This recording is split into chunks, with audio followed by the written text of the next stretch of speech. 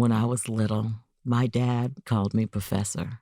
I remember I wanted to read the high school books when I was in grammar school, but the librarian was like, "You're not old enough. You have to read all the books in the elementary room before you could go to the middle school room." And I powered through those 2 rooms just so I could read The Lord of the Rings.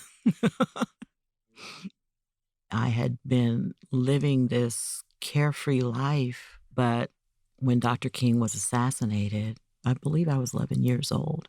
It made me want to study more and more about Black history to prove to myself our worth. And when I grew up, I thought I wanted to be a lawyer. I had this plan where I thought I would teach for 7 years and then go to law school. But I remember a sixth grader saw me studying and she said, "I want to be able to read big books like that. What is that big book about?" And I told her it was a law book. And she said, "I think you'd make a better teacher than a lawyer." Well, eventually that student became a lawyer. And just the thought of it makes me cry because I had influenced her to do something that she wound up loving, and I stayed in the classroom and found my true love of teaching. It's especially important for me, topics that in the state of Texas, I'm not supposed to teach.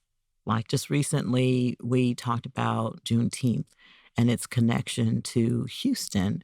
And the students were like, "Why hasn't anyone ever told us this before?"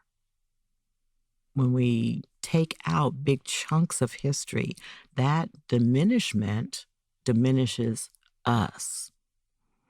You know, my grandmother was a quilter, and she put scraps together into these beautiful patterns.